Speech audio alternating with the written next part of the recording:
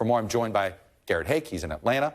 Also with me is NBC's Ryan Nobles on Capitol Hill and our justice correspondent, Ryan Riley.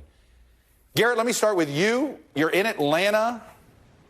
We know that these folks have to get arraigned at some point here.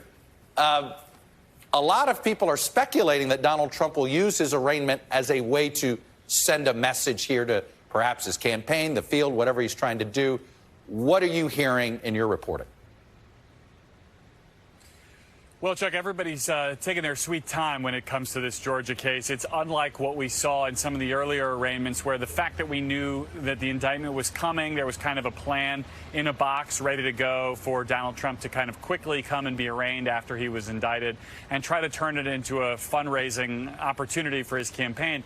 I think that's still the goal here for the Trump team, to try to figure out how to maximize their political gain off of their legal challenges here. It's just a question of how and when to best do that. There's a lot of ideas getting kicked around about whether to time this either before, during, or after the debate next week.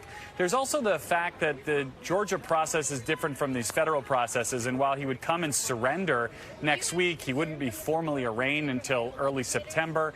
It's being done at a county jail that's not the same as the courthouse site behind me. There's just a lot of unanswered questions on the legal logistics that have to be answered, as well as kind of from their perspective, like how do we maximally pump the most political value out of this? And as best I'm able to tell, and I've been calling people all day long since Monday night when this broke, they just haven't decided the answers to any of those things yet. And do you have any, I guess we'll know soon enough, but do we have any clue as to what time, what month and day they're going to ask for the Jack Smith federal trial?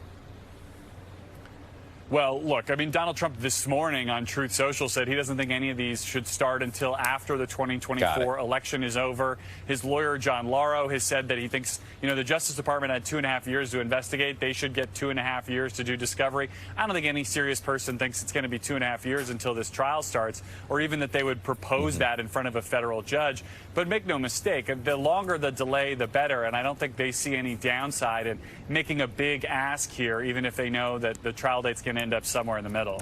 Look, I'm going to ask you to put the other hat you wear. You cover Capitol Hill. I know both you and Ryan do, of course.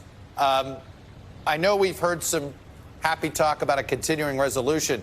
That just simply tells us we won't have the government shut down in September or October. What's your sense here? Is McCarthy punting this to give the impeachment stuff room? How does impeachment play with government funding? How much of this is process tactics versus actual sort of combustible issues he's got to deal with in his own conference?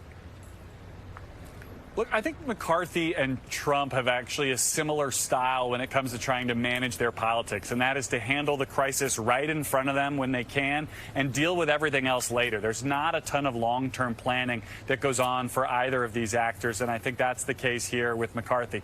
He doesn't have the votes for the vast majority of the spending bills to pass something long-term. He doesn't have an answer on impeachment, which is moderates don't want. This seems like the easiest solution, but he's already getting pushback from some fiscal hawks. Some like Chip Roy type folks have already said, continuing resolution at these spending levels isn't what he signed up for, and is going to fight that. Look, the impeachment part of this is definitely caught up in this. The right flank, and really by that I don't mean like traditional small C conservatives. I mean the most pro-Trump members of this caucus want some blood here, and whether that comes in the form of an impeachment of a lower level, figure, whether it comes in the form of an impeachment inquiry for Biden, or whether it comes in the form of subpoenaing, records of Jack Smith, communication, or trying to investigate the investigators here in Atlanta. They've got to find something to mollify these people. McCarthy and his leadership team do, and I don't think they have a solution to that yet. So again, it's kind of like the NCAA tournament, Chuck. It's survive and advance here politically for McCarthy just as much as it has been for Trump.